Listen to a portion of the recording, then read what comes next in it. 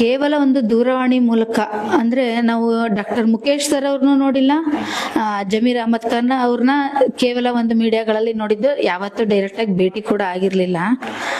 ನನಗೆ ಏನ್ ಅನಿಸ್ತು ಅಂದ್ರೆ, ನಾವು ಸುಮ್ಮನೆ ಒಂದು ರಾಜಕೀಯದವರು ಅಂದ ತಕ್ಷಣ ಏನೋ ಒಂದು ನಮ್ಮ ತಲೆ ಒಳಗೆ, ಸಾಮಾನ್ಯ ಜನಗಳ ತಲೆ ಒಳಗಡೆ ಒಂದು ಕಲ್ಪನೆ, ಅವರು ತುಂಬಾ ಹೈ ಲೆವೆಲ್ ಮೇಂಟೈನ್ ಮಾಡ್ತಾರೆ, ನಮ್ಮಂತವ್ರನ್ನ ಮಾತಾಡ್ಸೋದೇ ಕಷ್ಟ ಅಂತೀವಿ ಸರ್.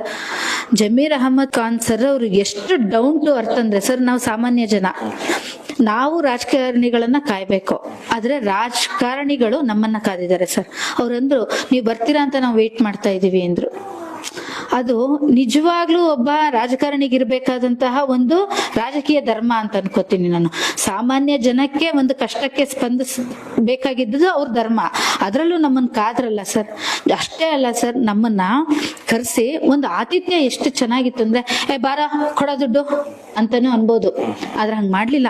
ಬಾರಮ್ಮ ಕೂತ್ಕೊಳ್ಳಿ, ನೀವ್ ಎಲ್ಲಿ ಕೆಲಸ ಮಾಡ್ತಿದ್ದೀರಾ, ನಿಮ್ ಮನೆಯವ್ರ ಏನ್ ಕೆಲ್ಸ ಮಾಡ್ತಾರೆ, ಮಗುನ ಮಾತಾಡ್ಸಿ ಎತ್ಕೊಂಡು ಮುದ್ದಾಡಿ ಅವರು ಮಗುಗೆ ಸಿಹಿ ತಿನ್ಸಿ, ಇವತ್ತು ಗುಡ್ ಫ್ರೈಡೆ ಕಣಮ್ಮ, ಆಶೀರ್ವಾದ ಮಾಡ್ತಾ ಇದೀನಿ, ಒಳ್ಳೇದಾಗ್ಲಿ ಮಗುಗೆ, ಇದ್ ನಾನು ಕೊಡ್ತಿರೋದು ಸಣ್ಣ. ಸರ್, ಒಬ್ಬ ರಾಜಕೀಯದವ್ರ ಹತ್ರ ಹೋದಾಗ ನಾವ್ ಏನ್ ಅನ್ಕೋತೀವಿ, 1 ಲಕ್ಷ 2 ಲಕ್ಷ 3 ಲಕ್ಷ, ಅವರು ಬೇಕಾದ್ರೆ 1-2 ಲಕ್ಷ ಕೊಟ್ಟು ಒಳ್ಳೇದಾಯ್ತು ಅಂತ ಕಳಿಸ್ಬೋದಾಗಿತ್ತು.